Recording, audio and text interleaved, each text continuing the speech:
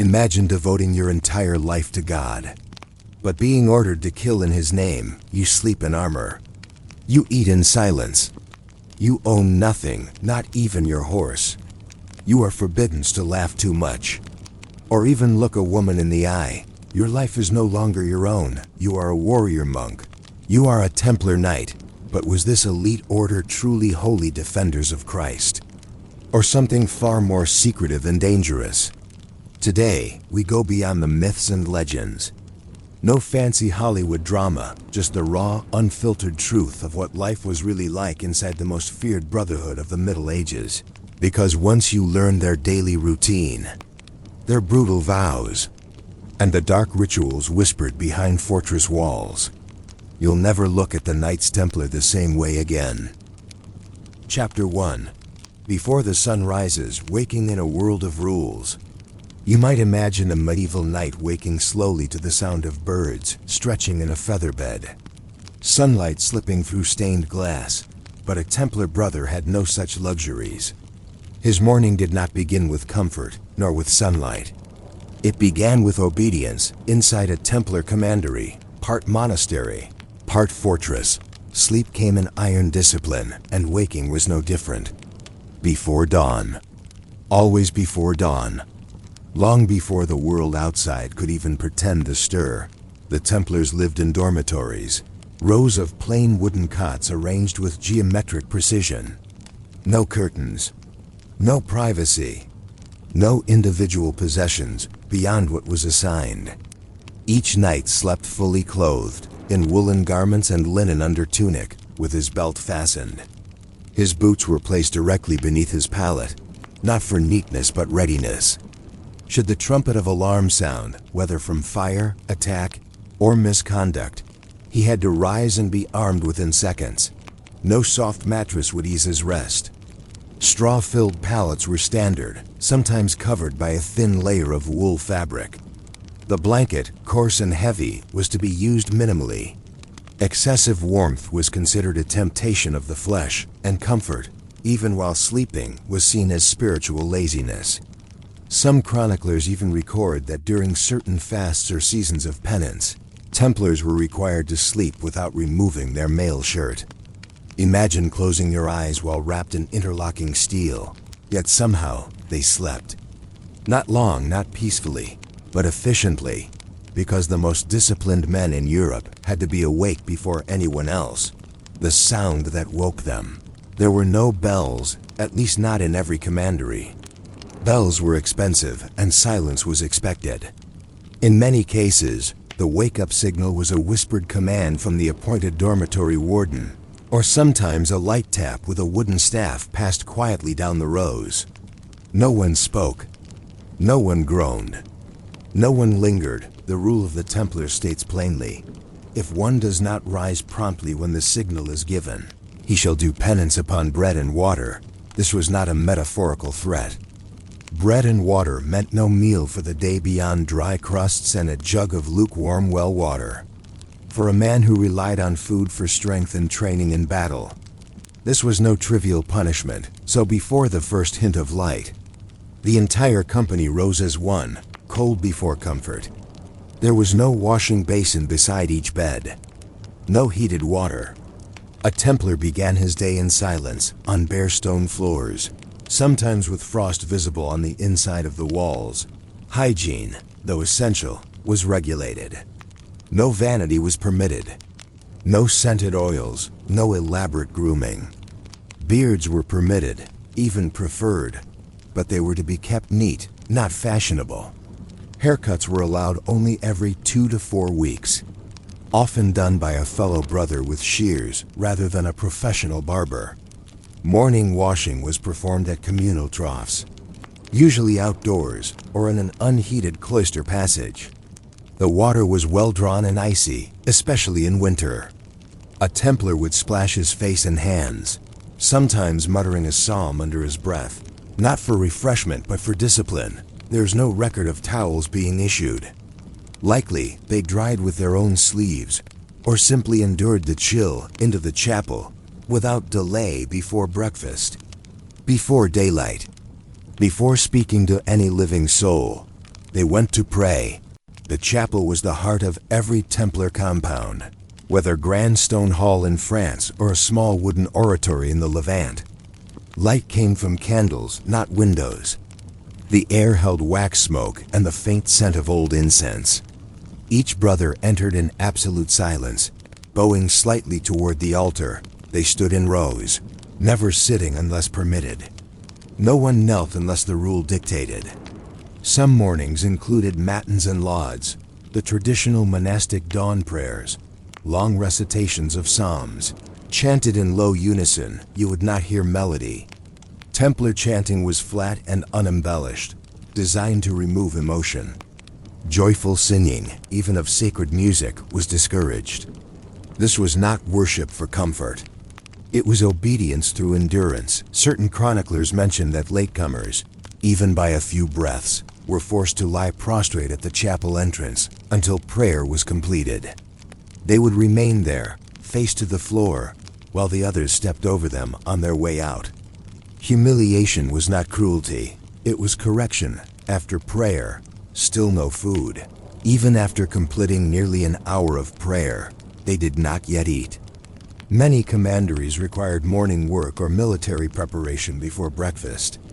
A Templar was not simply a monk. He was also a soldier, and preparation for combat was not optional. The tasks diverged depending on rank.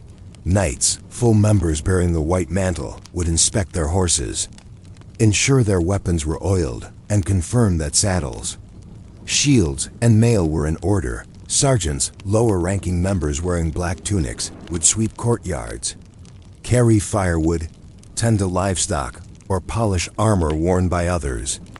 Squires or lay assistants might be tasked with fetching water from the well, bringing fodder, or preparing carts. There was no concept of personal preference. Work was assigned daily, without warning, and refusal did not exist. Even noble-born knights, accustomed to luxury before joining, mucked stables if ordered. Finally, the first meal. Only after prayers and labor did breakfast arrive, and even then, it was controlled. Templars did not eat separately. They did everything as a group, and meals were rituals, not moments of comfort. The tables were long, narrow boards set atop trestles. Benches lined either side. No soft chairs. No tablecloths unless it was a feast day. The rule of the Templars strictly limited what could be consumed. No fresh meat more than 3 times a week. No hunting, as it encouraged vanity and idleness. No extravagant spices or fine dishes. Wine was allowed, but watered down. A typical breakfast might consist of black bread, dense, sour, coarse from poorly sifted flour, and pottage, a sort of vegetable stew ladled into wooden bowls. On good days, there might be cheese, usually sheep's milk, and perhaps salted fish. No one spoke while eating. Silence during meals was absolute unless an officer granted permission. Instead of conversation, one brother would read aloud from scripture or from the rule, reminding everyone, even as they chewed, of their spiritual obligations. Appetite was not the point. Self-restraint was, what if you wanted more? Desire itself was discouraged. Asking for seconds was forbidden unless one was visibly weak or ill, and even then, permission had to be sought from the master or marshal. There are records of Templars weeping in shame. After admitting they craved extra bread during Lent, they were not punished with beatings. They were punished with fasts, being denied food the following day, so that gratitude would replace desire. Even water, essential as it was controlled. A brother could not simply leave the hall and find a drink. Every action was observed. Every indulgence restricted after eating and still before dawn breaks fully. Imagine that. Prayer, labor, and food all before sunrise now. With energy in their bodies and scripture in their ears, the Templars would turn toward the business of the day. Training, repairs, escorting pilgrims, guarding roads, drilling with horses, polishing arms, but that belongs to later hours. Because before any of that came the shaping of the mind, to endure without complaint, to obey without hesitation, to silence thought until duty replaced it. One Templar chronicler, writing anonymously, summed it up in a single sentence: "We rose in darkness to remember that the world is not yet ours to rest in." And so the question remains, was this strictness devotion, or exhaustion disguised as holiness? Chapter 2. Steel, Silence, and Strict Obedience. Labor and Discipline in a Templar's Day. If the early morning was meant to humble the spirit, then the rest of the day existed to harden the body. The Knights Templar were not permitted to drift between idleness and prayer like softer monks might. They were men of war, yet forbidden from acting on anger, vanity, or pride. The paradox of their existence was this: they trained to kill, but were forbidden to hate after finishing their morning meal, still in silence. Still seated in perfect order, the brothers would rise only when the designated officer signaled. No man pushed back his bench early. No man lingered. They rose like soldiers acting on a drumbeat that did not exist. The day ahead varied depending on location. A Templar in Jerusalem lived differently from a Templar in rural France. But whether stationed in a desert fortress or a European commandery, one law remained the same: no brother shall remain idle. Weapons training, without ego. A Templar Knight was not permitted to boast of his strength or skill. He could not perform flashy maneuvers or engage in playful competition. Sword drills were conducted without cheering, without taunts, without personal rivalry. Like everything else, it was ritual. The practice yards were usually packed earth, sometimes gravel, often surrounded by wooden fencing. At larger fortresses like Crac des Chevaliers or Safed, the training courts were vast and overlooked by stone towers. But in smaller European houses, a patch of flattened field did the job. A knight would drill with the arming sword, a straight blade, one-handed, worn constantly. The lance, far more important than the sword. For cavalry was the Templar's true identity. The shield, kite-shaped in earlier years, later shorter and more rounded. The mace or warhammer, used particularly in battles where enemies were heavily armored. Sergeants, the lower-ranking brothers, trained with shorter weapons and often on foot, as they were less likely to be mounted in battle. Still, they learned the same forms. The rule even forbade knights from mocking sergeants or treating them as lesser. Within the order, rank only dictated authority, not dignity. Mounted drills, the discipline of hooves, more than anything. The Templars were cavalrymen. A knight without a horse was a half-functioning engine, like a mill without water. Each knight was issued up to 4 horses, plus 1 squire or attendant to maintain them. These were not luxuries. They were strategic necessities. Morning drills often involved formation riding, practicing wheeling, tight column charges, or slow approach with lowered lances. No man could break rank. The rule explicitly stated, no brother shall break from the line to chase an enemy unless the banner falls. In other words, even if victory was in reach, even if the enemy routed and fled, a Templar was bound to remain in line unless the commander's standard was struck down, signaling total chaos. To pursue independently was not bravery, it was disobedience, punishable by loss of horse, armor, and honor. Imagine training daily to suppress the most natural instinct of a warrior, the thrill of the chase. The horse's diet, sometimes better than the rider's. One curious detail preserved in multiple inventories is this: Templar horses were often fed more consistently than Templar brothers. Why? Because a knight could fight through hunger. A horse could not. The rule kept their feed measured precisely. Barley, hay, sometimes beans, always weighed to the same portion. A brother who stole horse feed for himself could be expelled from the order entirely. No forgiveness granted. Once every few days, saddles were removed, reins checked for fraying, iron shoes inspected. A Templar who neglected his horse was treated as gravely as one who neglected his prayers. You might think such care softened them, but no.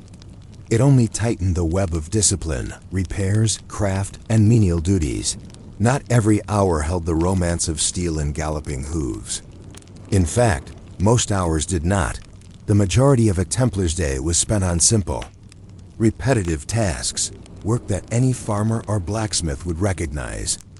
They repaired wagon wheels, patched cloaks, scrubbed floors, tended gardens, ground grain, stacked firewood, mended walls, and dug ditches. Even knights, who came from noble blood, handled manual labor without complaint. The rule states bluntly, all are equal in labor. For the sweat of the brow purifies pride. One Templar chronicler described witnessing a noble-born knight, once the lord of several villages in Burgundy, hauling manure in a wooden cart across the commandery courtyard. No one laughed. No one pitied him. For in that moment, he was considered stronger than he had ever been as a wealthy landowner. Silence as law. Whether repairing gear or drilling with the lance, no one chatted casually. Speech was only allowed when necessary. The rule lists 11 categories of forbidden speech, including mockery, idle stories, disputes over theology, jokes, complaints about food or labor. Brothers who spoke out of turn were subject to penance, sometimes restricted meals, sometimes sleeping on the floor without bedding, sometimes eating last for a week, which meant getting the cold scraps at the end of the table. A Templar was expected to speak only when useful. And even then softly, one former monk who joined the order wrote, "I did not know loneliness until I entered the company of hundreds who never spoke." Punishments, measured, not cruel. Discipline in the order was strict but rarely lethal. The goal was not revenge, it was alignment. Punishments included eating on the floor with beggars' scraps, wearing a black cloak instead of the white mantle, marking disgrace, losing the right to ride a horse, public confession before the whole chapter. The most severe punishment was expulsion, which only occurred for grave sins such as desertion, theft, or breaking vows of chastity. Physical beatings were rare and usually reserved for novices, not full brothers. The Templars were not sadists. They were engineers of submission, and they preferred shame over pain, a sudden break, midday prayer. Just as fatigue began to settle into their bones, a bell or horn would signal sext, the midday prayer. All tools were laid down. All drills ceased. Horses were stabled. Men cleaned their boots or cloaks if dirty, then filed silently back into the chapel. No matter if mud still clung to their knees, there was no variation in posture. No slouching. No leaning on pews. They prayed upright, often helmet hair still pressed against their brows. Then, still without chatter, they returned to work. Was there ever joy? It's easy to imagine these men as humorless statues, living not lives but routines. But there are hints, small and rare, that even they found quiet satisfaction. Some records mention that during grain harvests, brothers sang low work songs, not hymns, but local peasant tunes, altered to remove references to women or drink. During horse grooming, brothers would mutter kindly to their steeds, though speaking to animals was allowed only if no other brother heard it. And on Sundays or feast days, they were permitted a small amount of rest, even a short walk beyond the walls, though always in pairs so no one could lapse into temptation or gossip. One anonymous chronicler wrote of watching two elder knights sit on a stone wall in silence, staring out at a field of wheat swaying in the wind, not speaking for over an hour. When asked later what they were thinking about, one replied, "Nothing. That was the point. So now you have seen their mornings and midday. A life without comfort, without luxury, yet somehow without misery. But one question remains. How did they end the day, and did sleep ever feel like rest, or merely recharging for obedience?" Chapter 3. Between Sword and Soul. The Trials of a Templar Spirit. Despite their fame as invincible warriors, the life of a Templar was not a constant clash of steel. In truth, Most battles they fought were not on open fields, but within their own minds. A Templar Knight was bound by 3 unshakable vows: poverty, chastity, and obedience. These rules were stricter than those of most other monastic orders. Unlike monks living in quiet abbeys, Templars had to uphold these vows while living in barracks full of hardened fighters, while traveling across continents, while sleeping in tents under the stars of foreign skies.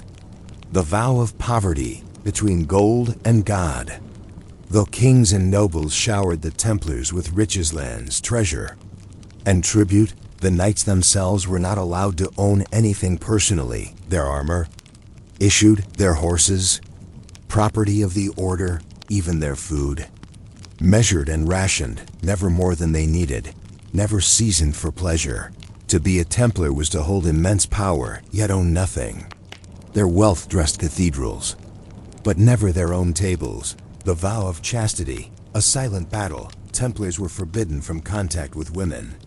Not only romantic contact, even touching or kissing one's own mother or sister was discouraged. Their rule stated clearly: a Templar should not look upon the face of a woman too closely, lest the devil enter through the eyes. For men who had once lived among family, wives, or sweethearts, this vow was not just physical. It was emotional isolation. They could share laughter with their brothers in arms, but never warmth with anyone else. The vow of obedience, the hardest chain to bear. Above all, a Templar surrendered his will. A knight could not choose where to ride, who to fight, when to sleep, or even what to eat. Everything was decided by command. The phrase "your life is no longer yours" was not poetic, it was literal. Even in death, obedience followed. A Templar could not choose his burial clothes, his epitaph, or where he would rest. His body returned to the order, just as his life had. Prayer under the helmet. Before battle, Templars would kneel in silence. Not in fear, but in surrender. They believed sword and soul must be one. Victory was not earned by strength, but granted by God. Their banner, the black and white bosseant, symbolized their creed. White for purity of soul, black for the terror they brought to enemies. When the trumpet sounded, they rose as one, not shouting, not boasting. Templars did not scream in battle. They advanced in silence. To their foes, this quiet discipline was more terrifying than any roar. A life of glory, a life of restraint. So what was life truly like as a Templar Knight? It was a constant equilibrium between devotion and danger, between worship and warfare. They were monks with swords. They were warriors without freedom. They were feared by many, but feared their own sins even more. And as the sun set over a distant Crusader stronghold, a lone Templar might sit sharpening his blade not in pride, but in penitence, not for conquest, but for duty. If you're still here, thank you for drifting through history with me. I hope tonight's quiet journey brought you a little peace, or at least a slower heartbeat. If you'd like more sleepy stories just like this, gently tap the like button. And if you haven't already, consider subscribing to Quiet Boring Sleep. Your support helps keep these calm corners of the past alive. Until next time, rest well, dream softly, and may your pillow be kinder than a Templar's bed of straw.